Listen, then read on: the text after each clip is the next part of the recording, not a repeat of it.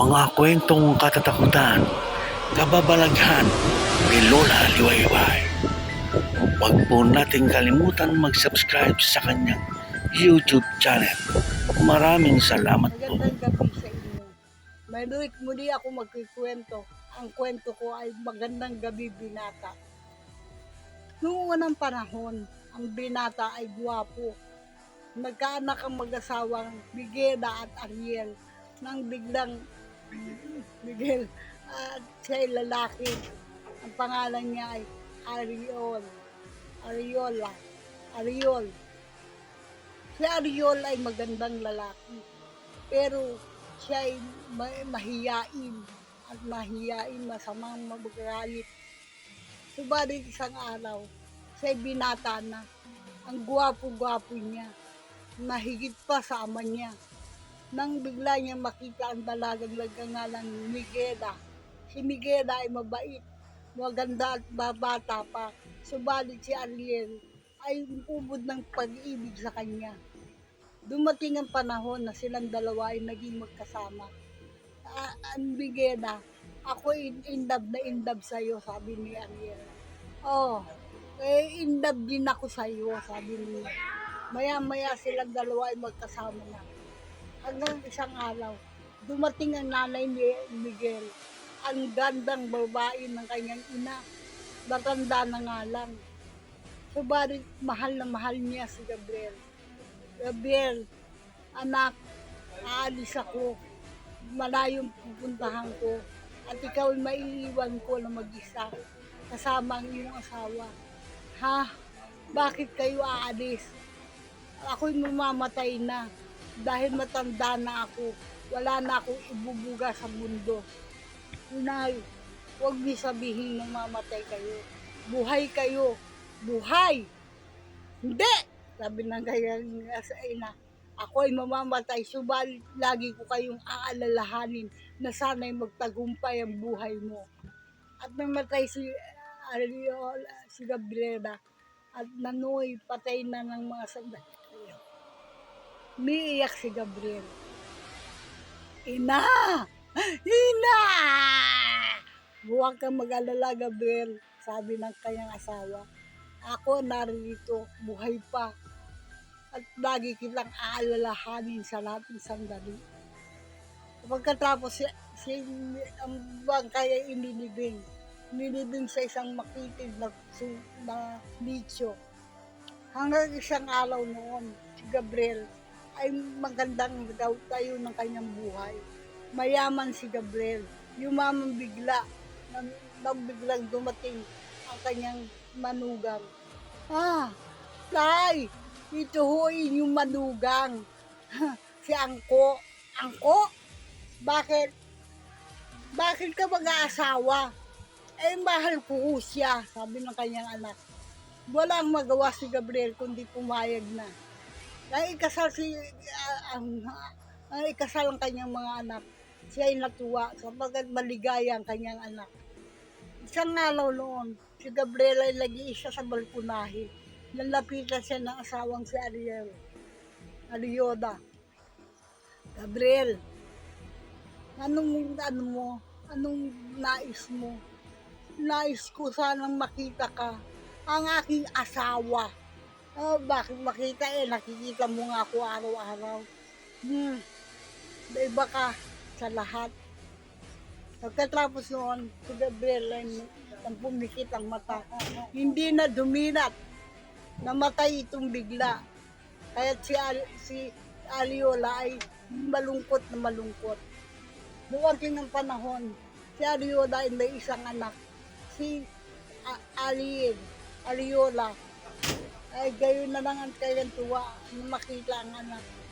Anak, natutuwa ako at nagkita tayo.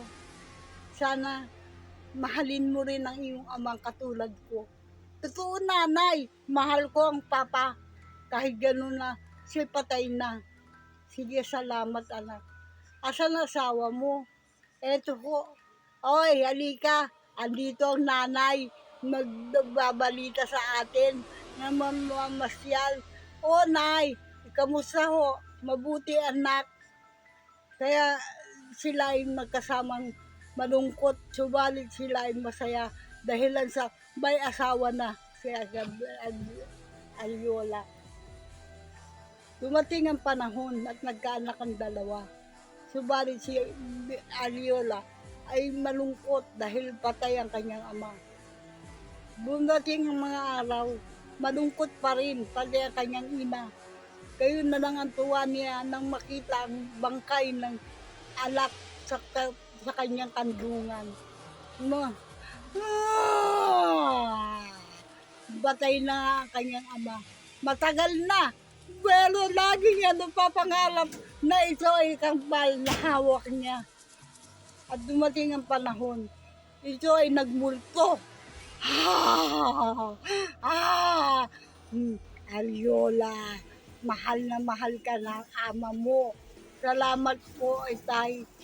Gayon na lang ang tuwa ni Cabrera nang makita niya ang kanyang asawa.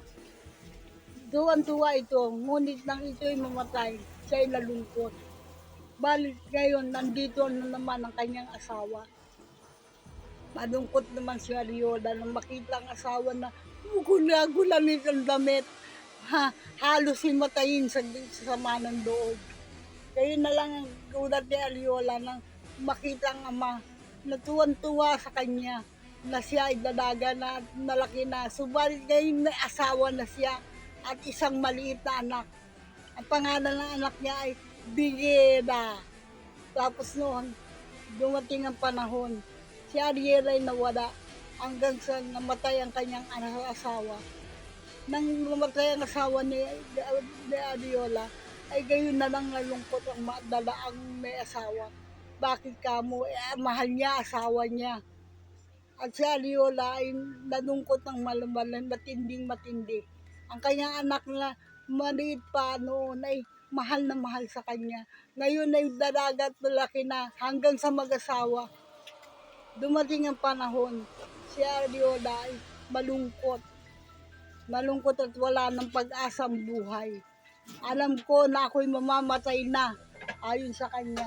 Subalit, hindi ko nakakalimutan ang iyong ama. Dumating ang panahon, ito ay namatay. At ang bata ay naiwan sa kanyang ina na si Ariola. Lumipas ang panahon, nagmumulto ang ama. Anak! Anak! Anak! Sino anak mo? Ako, si Ariola. Si Ariola, siyempre, gaga.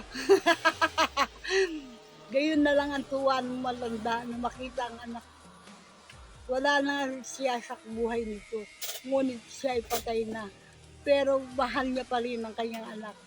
Lumipas sa mga panahon, nagmulto at nagmulto ang Gabriel hanggang sa namatay. Nalang namatay ito, matagal na rin. Ngayon si Ariola ay nag-iisa at nalulungkot. Malungkot ako dahil namatay lang ang aking pamilya. Subalit nandito ka anak ni Ariel. Mahal na mahal ka na iyong Lola. At si Lola ay biglang pumikit ng mata at namatay. Patay na nanay ko. Kaya maya ay nandun si Ariola. Gayon na lang ang gulat niya na mamatay ang ina. Lumipas ang panahon, si Ariola ay malaki na ang kanyang anak. Siya ay malungkot dahil namatay din ang asawa niya. Subalit dumating ang panahon, silang mag-ina ay naging magkasama kahit saan.